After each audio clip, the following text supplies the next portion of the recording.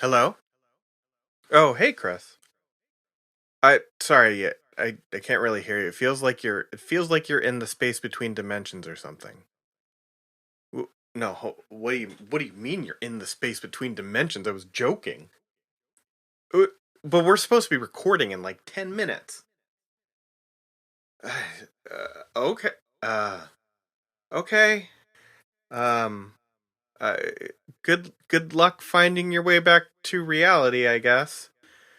All right. Bye.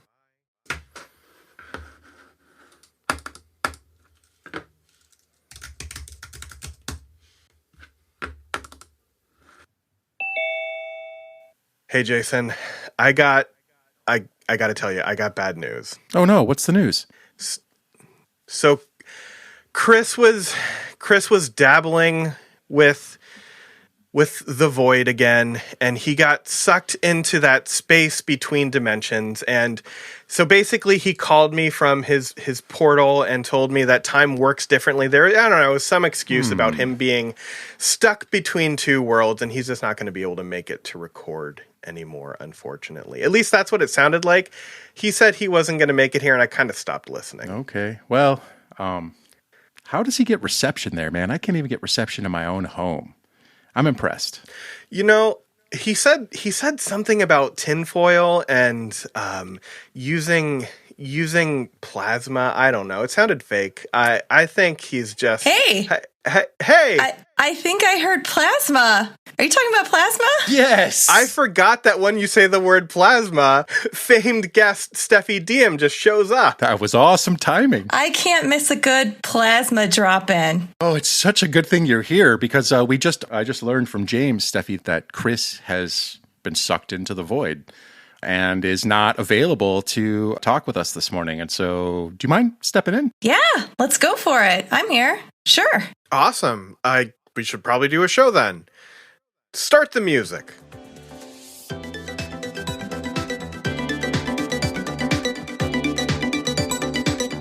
Welcome back to another episode of the Science Night podcast. My name is James, and with us tonight we have Jason. Hey, everyone.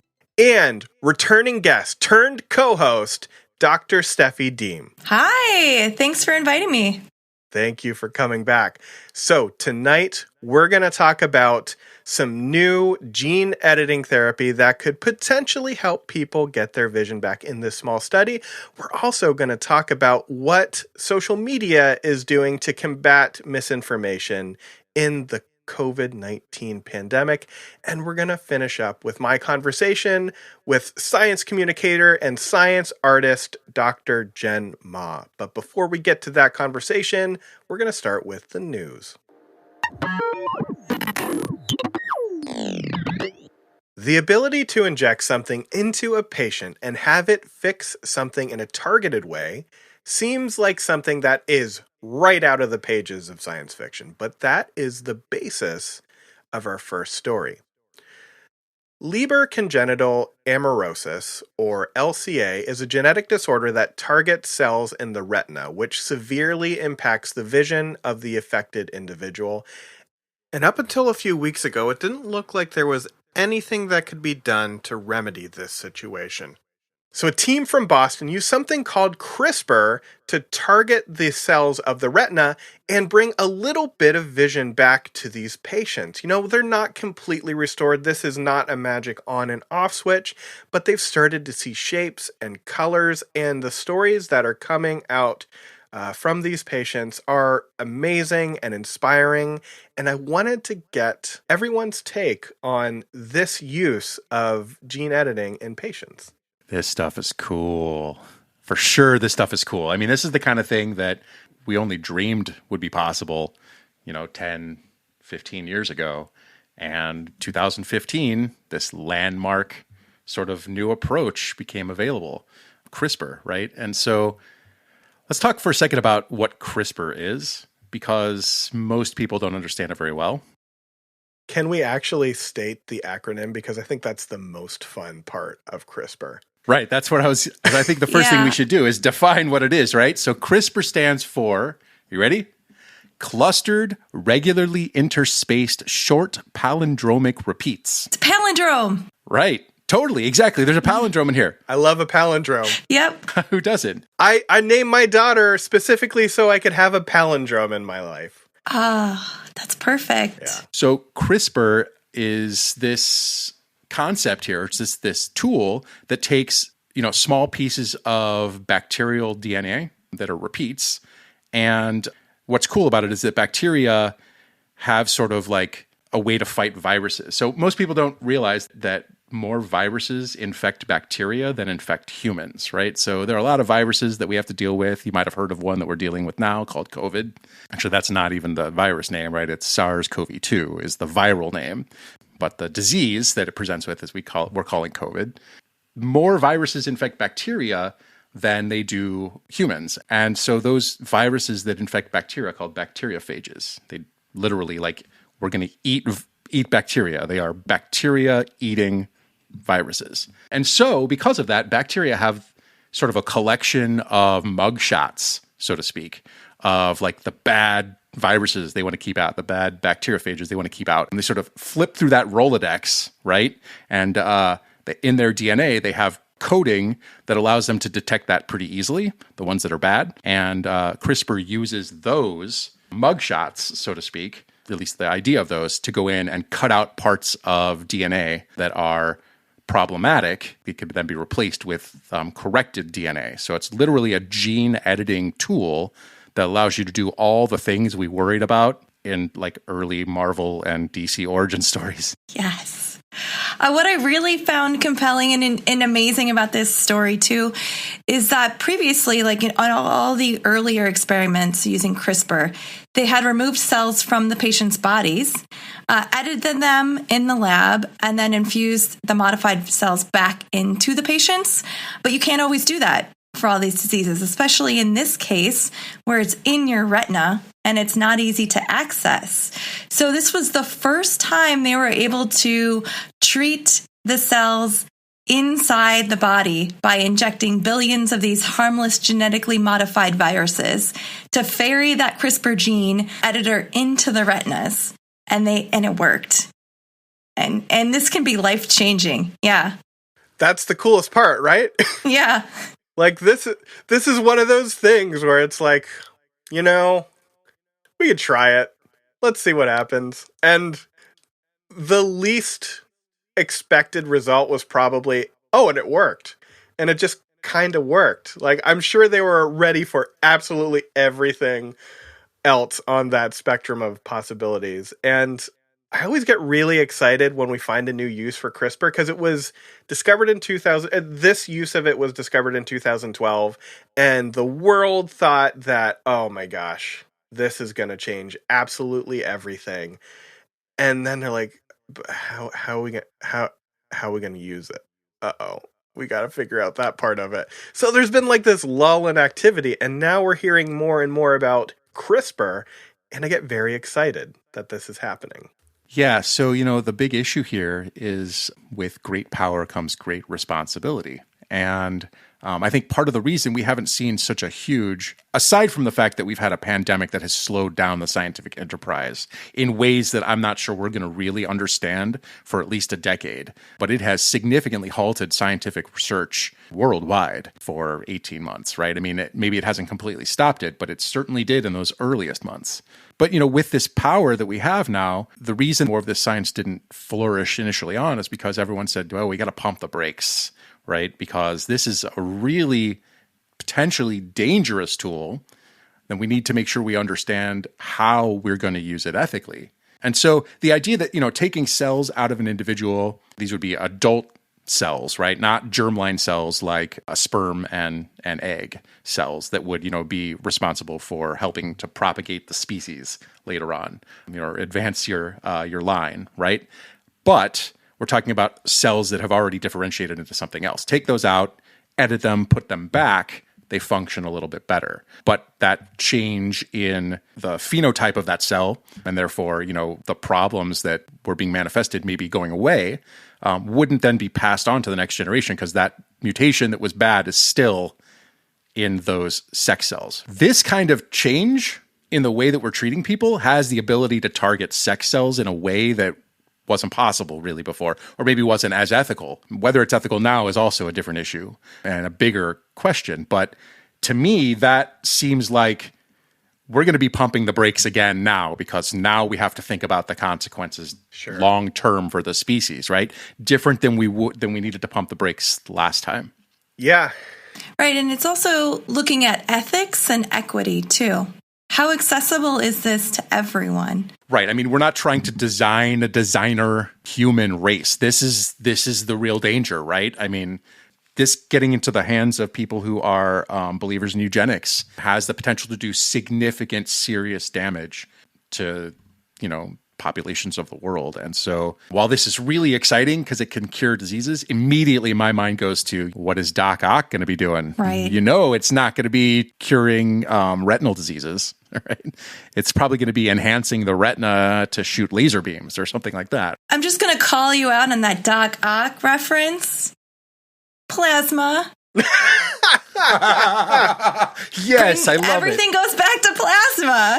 That's very true. You know what? That's not even a call out. That was a lean in, and I appreciated that a lot. There you go. Yeah. Welcome to the team, Steffi. We're so glad to have you here. Batting 1,000. Thank you.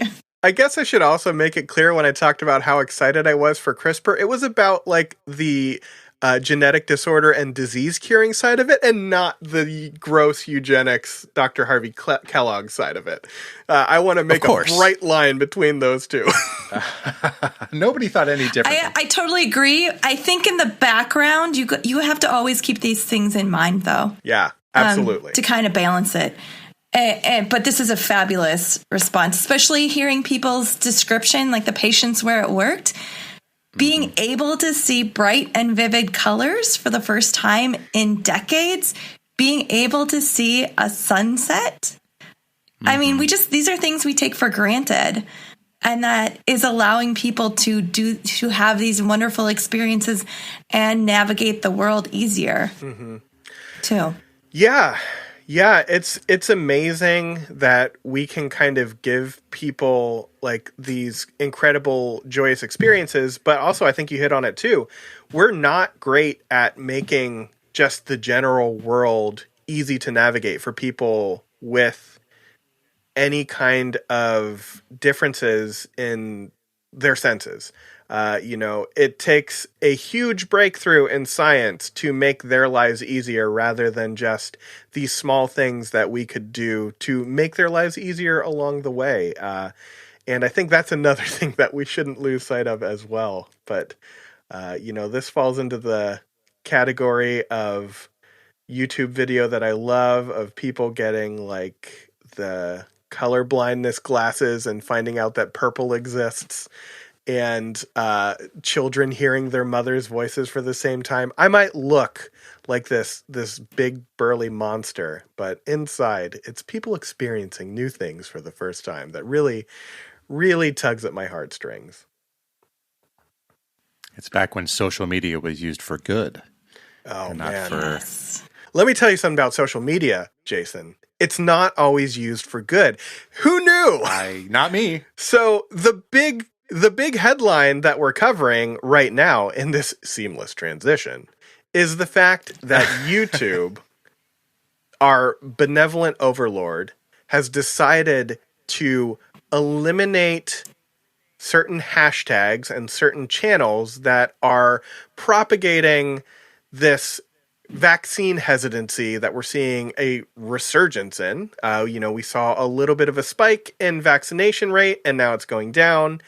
And YouTube thinks it might be, hey, these people that might be a little bit anti-vaccine on YouTube may be affecting the vaccine rate.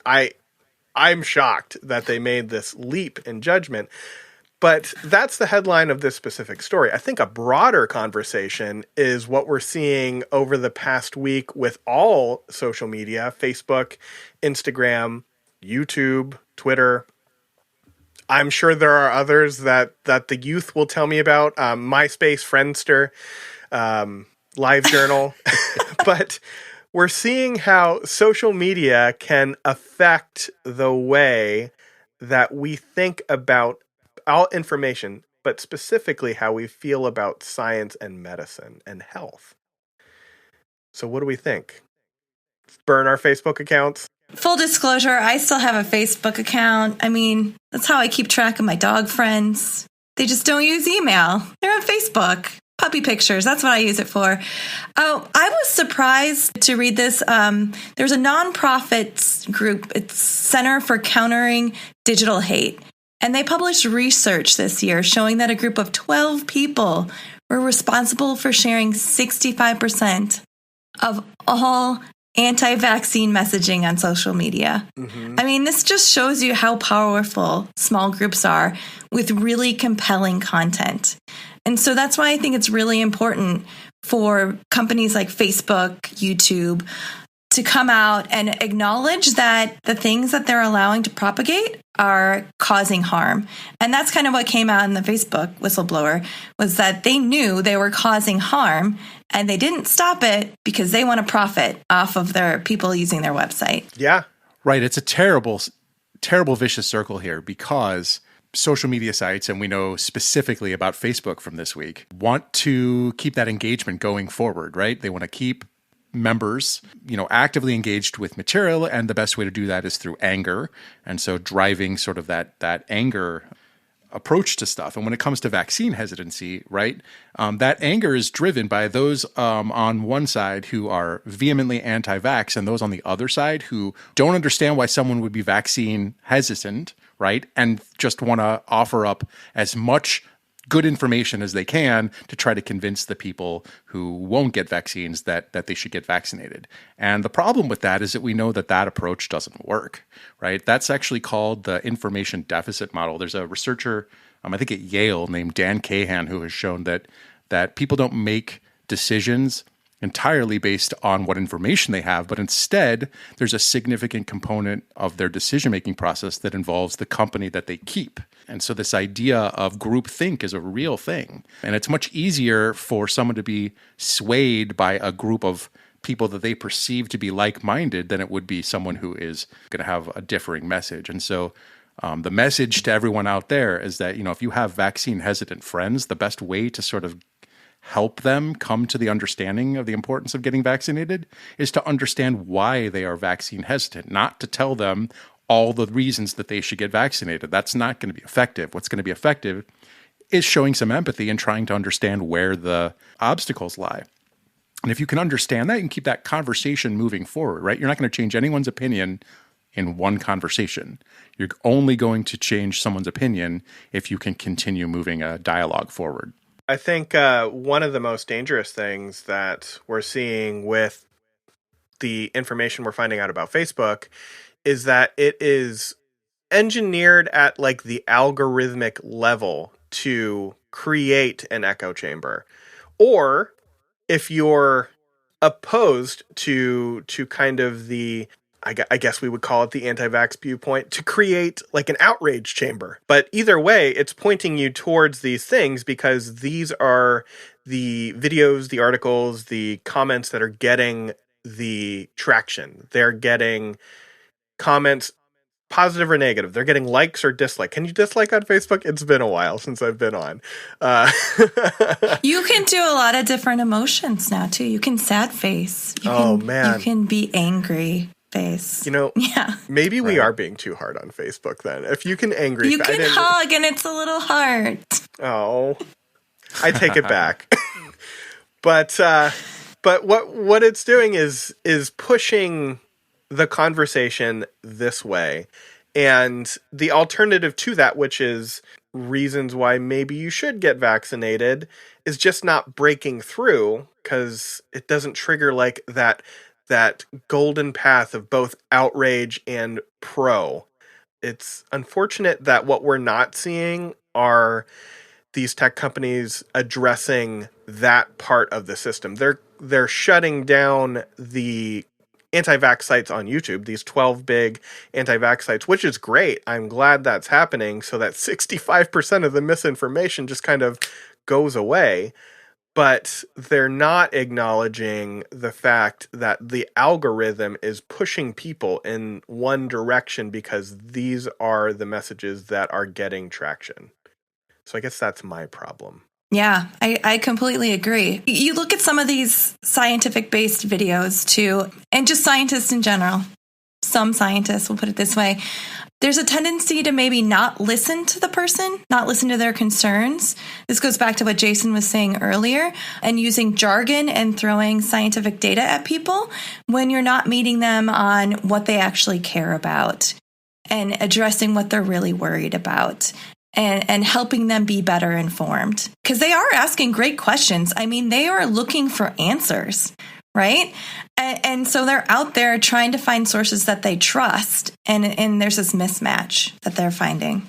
And that's both a blessing and a curse, right? I mean, we have so many social media science communicators, self-described science communicators out there. And only a portion of them are actually trained to think that way, right? To think that, hey, I need to reduce the amount of jargon that I use. I need to make this accessible to those who don't understand it. Those people are doing a phenomenal job at, communicating with the public.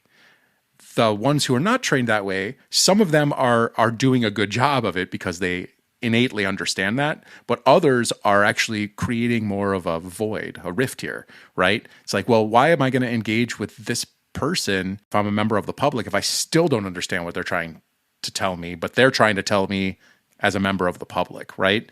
I don't get it. They're actually doing more of a disservice to the problem. It's not to say they're doing a disservice to science. They're doing no different than scientists have been doing since science started, right? We are traditionally horrendous at communicating with people who don't have the same language that we have. And the language that we have is one we created for ourselves to be exclusive. And so it shouldn't be a shock to anyone that the public doesn't get it when we use the words that we made up to describe something so that we would be able to use fewer words and those in the know are in the know, right? The scientific enterprise has issues that are baked into it, and that's one of them. Yeah. The fact that science, the word science, not the scientific method, not anything associated with actually doing science, but the word science has become this like politicized buzzword that you can use to either shove towards your maybe not following the scientific method viewpoint, or you can just like use this so that your jargon-filled tweet storm seems authentic. When we have every politician throwing around their thought that, science matters, it makes the word not mean so much anymore. I think that diluting the term science, it makes it harder for everybody to communicate these things, to communicate their ideas effectively. I completely agree. And also diluting the word research too, right? Mm-hmm. So research is a very specific thing that scientists do. You're coming up with a hypothesis, performing experiments, seeing how close it goes. They compare. You're looking at scientific journals that have credible data behind them.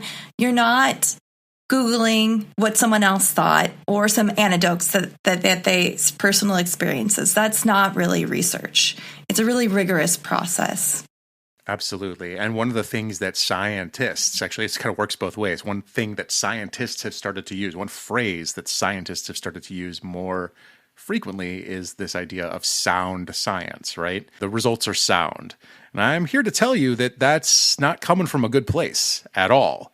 In fact, James, as you mentioned earlier, there is this mistrust of science right now that is, we haven't seen this kind of a mistrust, at least not in my lifetime. But it didn't just start now with vaccine hesitancy. It really this wave started in the late 80s with climate change research, right?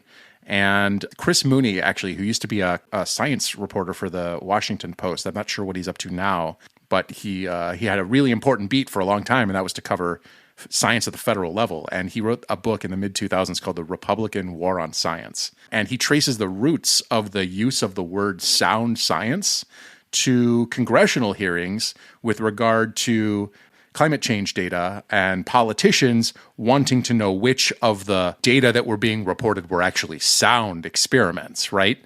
And now scientists are using this language because it resonates with politicians, and it is rooted in the worst of all places because no one outside of the scientists themselves have the capability of defining what is sound in terms of an experiment. It doesn't mean that they are the only ones who should be able to interpret those data. But when it comes to critiquing the research design, politicians don't have the necessary training to understand how to critique it, and not even all scientists do, right? I mean, I've sat on federal funding panels in the past. I'll get grants to review, and sometimes I know exactly to a T what this research is, and oftentimes I am in the generally close area, so I can understand the big picture, but when it comes to the very minute design of it, like I have to rely on the ad hoc reviewers, right? The ones that the agency sent out and said, you're an expert in this particular methodology. I need you to critique this for us so we can make a better decision, right? We rely on those people who do have the training. And so to Steffi's point, research doesn't mean I went on YouTube and watched JFK Jr. tell me that vaccines are going to cause autism, right? I mean, it's not even going to a popular press recount of a paper published in The Lancet how many years ago that has been retracted how many years ago now that vaccines might be related to a cause of autism, right? To use the language that I really hate to use, that was not sound science.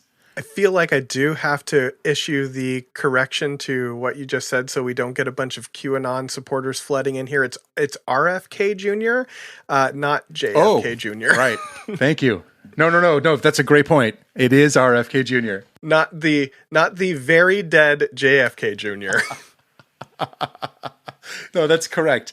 RFK Jr. No, thank you. Yes, JFK it does not Jr. make it any less ridiculous that this is happening. So I've seen this pop up with COVID-19, right? Suddenly everyone who's a scientist is an epidemiologist, and you'll see this. So this goes back to what Jason was saying about you're specialized. We are taught in school. I have a PhD in physics. I know physics really well. I don't know all the other subjects really well, so I'm going to not comment on them. I am not an expert on viruses. So it's kind of respecting that process and other people's expertise. I mean, that's kind of respecting science too. Mm-hmm. I totally agree with you. On the other hand, I would say, though, that as someone who is a PhD in science, right? And I'm in the same category here. Like, I don't know epidemiology, right? My PhD is in anatomy and evolution. But I know enough about how DNA works, how mRNA works, because I'm in a biology, right? And so I have the ability to translate some of the misinformation into stuff that can be useful. But when it comes to things that I don't know the first thing about, right, reproductive rates of viruses and the epidemiology behind it all, I rely on people who know that stuff and were trained to understand that research. Yeah. It's just that I have the ability to bridge a gap on the biology side that others don't. And so I sort of feel like that's my role right now, in the world, is to make sure that, if there's something that someone doesn't understand about COVID, because that's what's dominating all of our lives right now, or climate change, right? Again, I don't know enough about it, but I can certainly translate some of what I can read into things that are digestible for public consumption, right? Then that's really what I have to do, right? That's the best way that I can do good in the world right now. Yeah. And I think the other thing we can do is recognize more easily the people who are trained and also effective at communicating and push those voices up. If we find some, we should invite them on the podcast. We talk about seamless transitions, and boy, was that one. I didn't see any seams. No threads are bare here. We've been talking a whole bunch about the downside of social media, but I think maybe a less depressing way to frame it, and maybe frame it as what the Science Night brand is going forward, is highlighting the people that are doing good work in this field. And tonight we have Dr. Jen Ma, who is doing just that. So Dr. Ma has a background in stem cell bioengineering, and she received her PhD from the University of Toronto just last year. And since then, she has taken her passion for art and ability to communicate science, which is what we've just been talking about, and she's joined them together seamlessly, as seamless as this transition, to try to find a new and more gentle way to communicate these difficult topics. So after this quick commercial break, you'll hear my conversation with Dr. Jen Ma. Can you hear me? Do you smell the foul corruption? Things get a little strange here. And what about me? Like, really strange. Grotesque stench of rotten flesh. Yet consider this an invitation to our humble podcast. I'm only just starting. Just search, and we'll be waiting to greet you with a big hello. Come here. And welcome to Pulp from Beyond the Veil.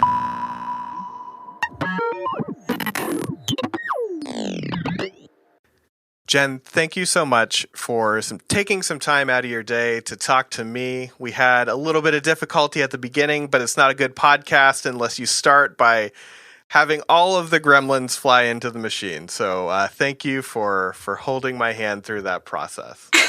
You're welcome. So before we get into what you do right now, I'm going to give you the easiest question that you've ever had, and then it's going to turn into the hardest question when you overthink it a little bit. Why don't we start by you just telling us a little bit about yourself? Right. I honestly think that's the hardest question. Basically, I am currently an independent science communicator, but before that, I have a background in biomedical engineering. I did my PhD in stem cell research at the University of Toronto. And while I was there, through the stem cell community, I learned the importance of science communication and how crucial it is to share what we're learning through the science and research with the general public.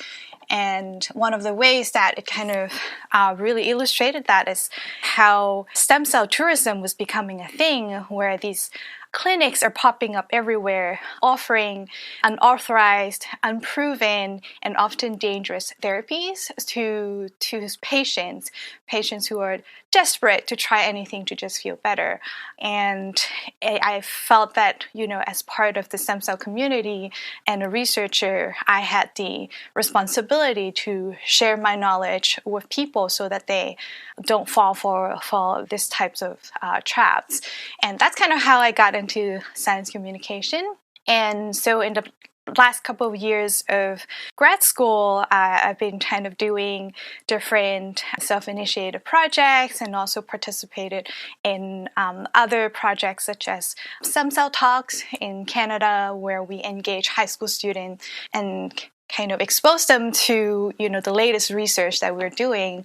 And with that, I've also started bringing in my passion for art and design, something that I've always loved growing up as a kid.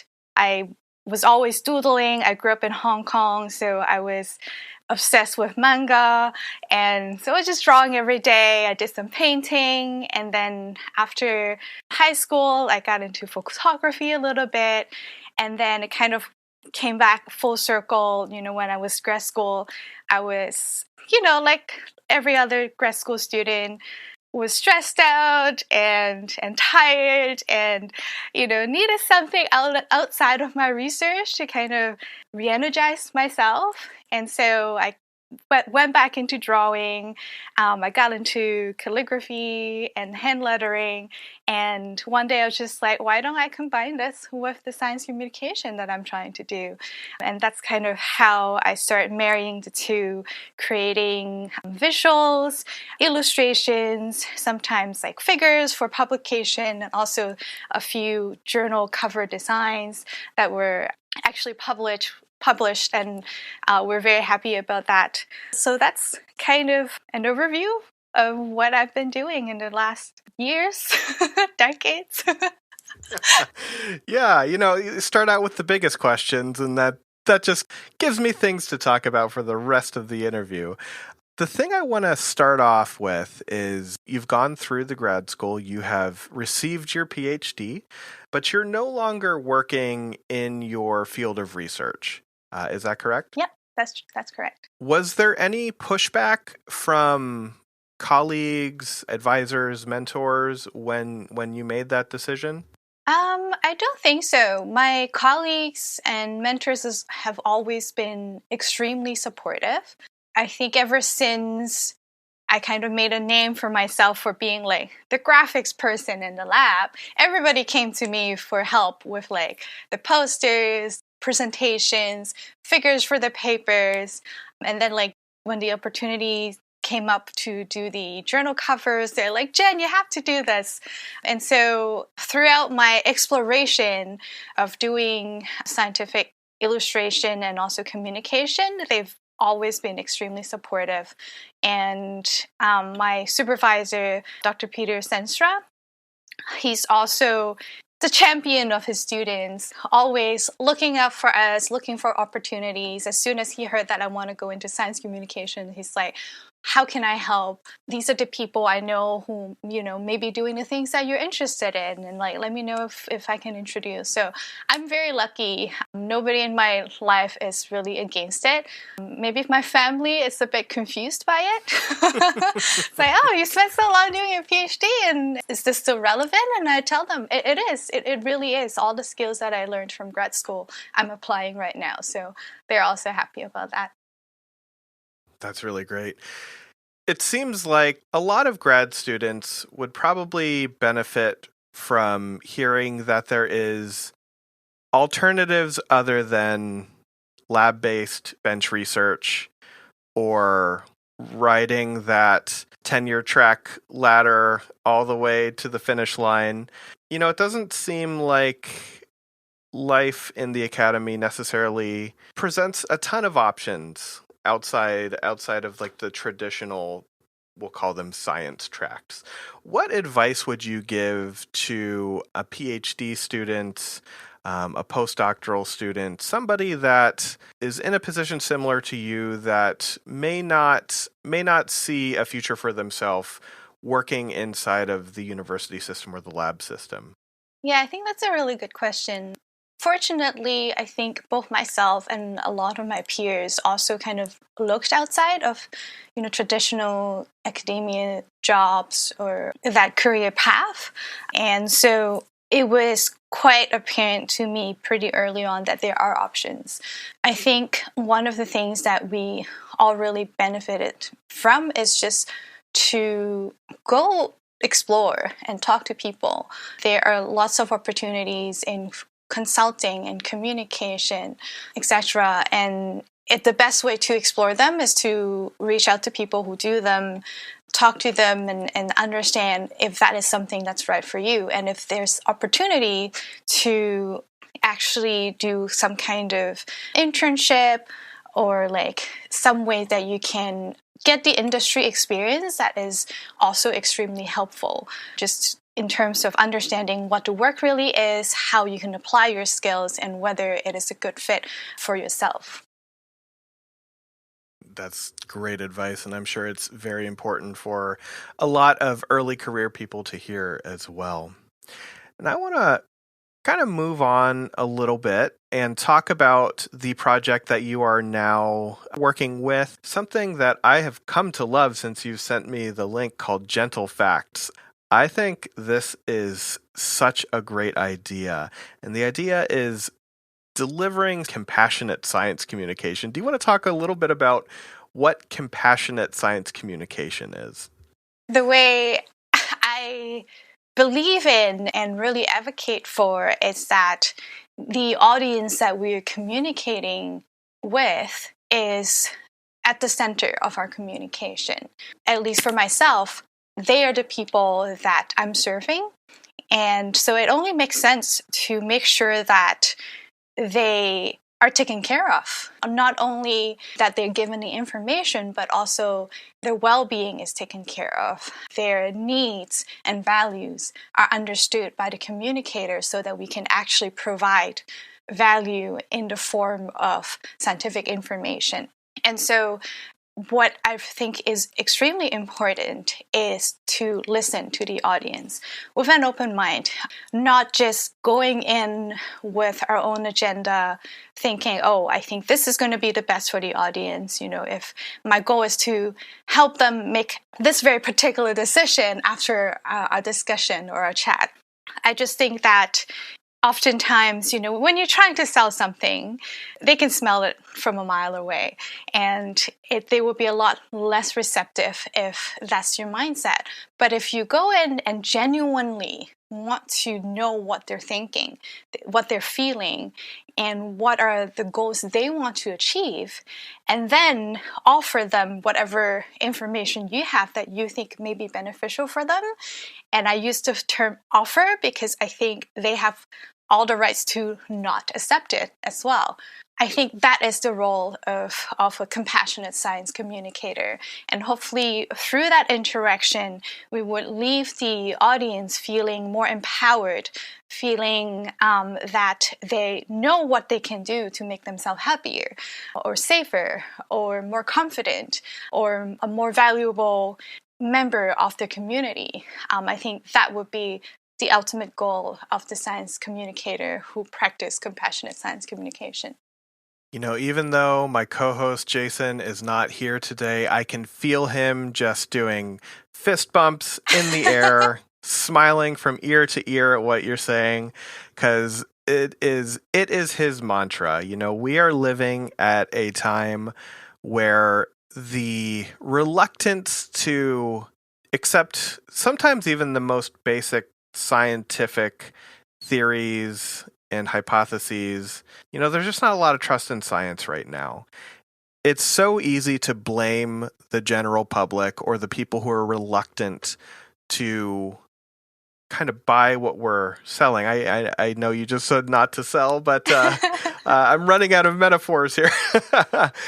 It's not on the person, the general person who does not have years and years of training, to just kind of blanketly understand what you're saying. It's on the communicator to be able to talk about their work.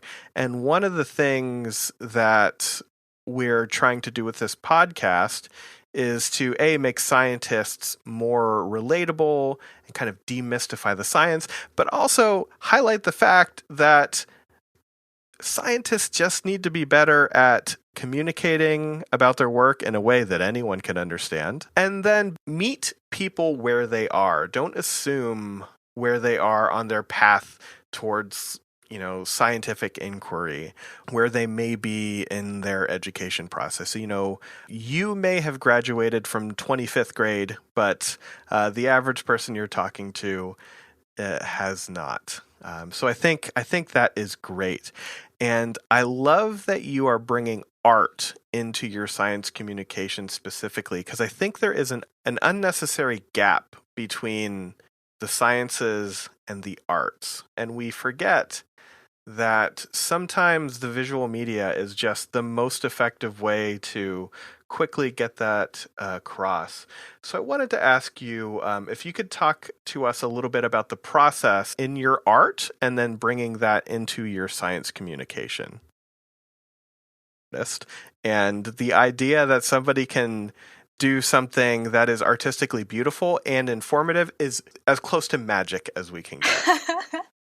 I doubt that you're a terrible artist. I think the great thing about art is that it's whatever you want it to be. There's so many different types and forms and styles and ways to do it. And I think the most important part is that you keep that in mind, right? What do you want the art to do for you?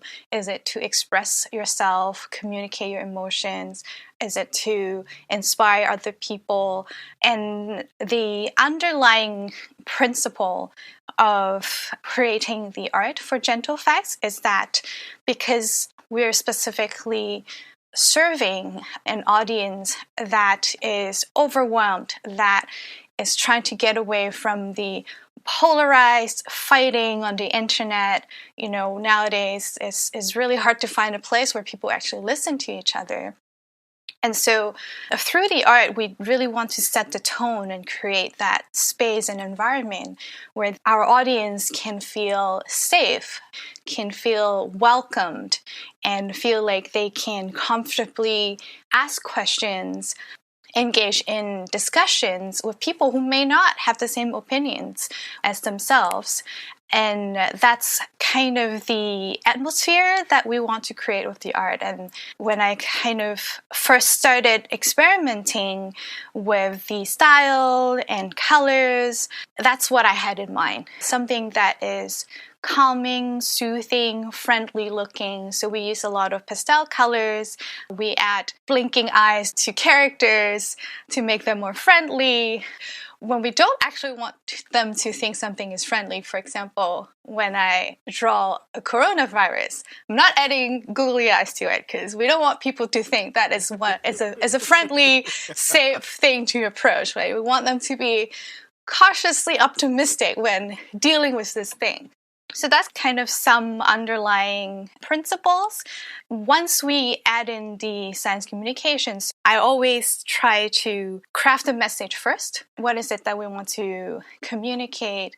What information we're providing the audience? What are the emotions that we're trying to address? And what are the emotions that we're trying to promote in the audience? That then inform me what I'm actually going to depict in the images, in the illustrations, in the art. I think that is really important because to me, I do believe that the message is the most important. Like that's what we're trying to communicate. And then in this case, the art is more of playing kind of an assistant role to help set the tone, to help us connect with our audience at a more emotional level, and to help regulate their emotions as they're like going through the information, so that they don't feel too much anxiety. I deal so much in a non-visual format. As you can tell, I am built for radio. But the idea that there can be so many things wrapped up into the message. You have the information that you're trying to convey, the feeling that you're trying to have the viewer experience, and how that makes them interact with the science, but also the art as well. If anyone wants to look at what you're doing and think it is anything other than very scientific and also very grounded in the scientific method, they can just listen to this over and over and over until they get it. I think that's wonderful. So now the thing we want to do is that thing I've been talking about and hinting at is kind of demystifying the person. We've talked about what you do, how you work, how you're trying to change the world through your art, which is, I think, give it a couple months and you'll get there. What do you do when you are not being the science communicator, when you are not trying to make positive change in the world through your work? I think I go through phases where there are times when I'm just like, it's all about work, work, work. But then I've actually been very, very lucky. Since I graduated, I defended last September. And then I stayed in Canada for a couple of months with my partner and his parents. So that was really great, getting to know them at a more daily level. We actually lived together for a couple of months. And then I moved back to Hong Kong for a little bit to spend time with my family. Because all of my immediate family is still in Hong Kong. And so I got to, whenever I was not working, play with my nephews who were 1 and 3 years old. And, the most active time in their life. They just always want to find someone to play with. So that family time's been really, really great. Not only with my nephews, obviously, but also my parents and my brothers. Again, like being back in their lives was really great since I've been away from home for so long. I left home when I was 16. I've spent half of my life away from home. And part of why I decided to go into science communication and do my own thing is because I want the flexibility for myself to go see them whenever I want and be able to spend extended periods of time with them. I just feel like I can't miss more time with my family anymore, and I can't stand it anymore. So this has been really great. Like that 6 months was amazing. And then after that, I moved to the United States. I'm currently in Hawaii. So that's been very helpful with the work-life balance thing, because the islands are just magical. Everything grows here. Everything's so lush. There's so much to see. I was on Big Island for 2 weeks, and now we're in Kauai, and I'm amazed by how much the scenery changed. Even the dirt, the color of the dirt is different. And so yeah, it's been really great, like being able to explore nature, just be outside, got really, really tanned, and taste the salt water of the ocean every day. That's kind of what I've been doing. I think if you haven't sold the idea of maybe not working within the academy or within the laboratory system before, you may have just done it right there. Get a job in science communication, have time for your family, and also several weeks in Hawaii. Potentially months. Who's counting at this point? Does time actually matter when you're just surrounded by all of that beauty at all times? It almost doesn't seem fair how beautiful some places can be, especially as we're gearing up to endure months and months of cold. I mean, you've lived in Toronto, you know what we're starting to get ready for here in the northern areas. It's August and we're already starting to think about snow. So you have been very generous with your time, and I will let you get back to the beautiful day that is awaiting you outside of your room. The last thing I want to ask you is, how can we follow you? How can we support you? How can we make sure that you are going to be able to do your work well into the future? So the easiest way to find me is through our Instagram page at Gentle Facts Weekly. We also have a website, which is gentlefacts.com, and you can find a little bit more information there, and also subscribe to our newsletter. And yeah, I would say those are the easiest way to find out more about what we do, get a taste of it, and reach out to me if you would like to. Thank you to Jen Ma. You can find links to everything she does at her website. My name is James Reed, and if you want to follow me on Twitter, hey, why don't you go over to @James_Reed and then the number 3. So that's James_Reed3. Jason, where can people find you? You can find me on Twitter at OrganJM. So that's at ORGANJM. And Steffi, tell the kids at home where they can find out more about what you're doing. Yeah, you can follow me on Twitter. It's at Steffi Diem. I spell Steffi STEFFIDIEM. And on Twitter, I'm going to be sharing pictures. We're building a tokamak. It's a fusion reactor. So follow me, follow along our journey in building a tokamak. And also random pictures from my lab class. That happens too. Perfect. It's getting hot up in Madison, everybody. If you want to find out more about the Science Night podcast, go to our website scinight.com. That's SCINIGHT.com. And you can follow us on Twitter, which is really just a way for me to highlight the people that are doing good work in science communication at Science Night 1, because at Science Night will not give me their handle. So follow us at Science Night and the number 1.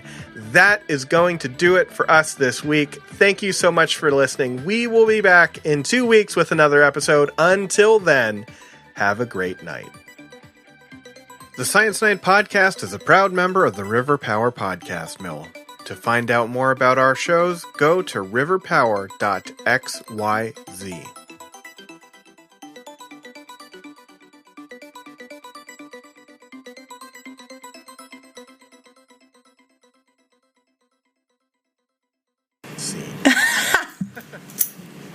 Didn't that That didn't go so poorly. Hey, we all took care of our I thought that was pretty partners. good. We followed the follower, right? We made our scene partners look yes, good. and We did it all.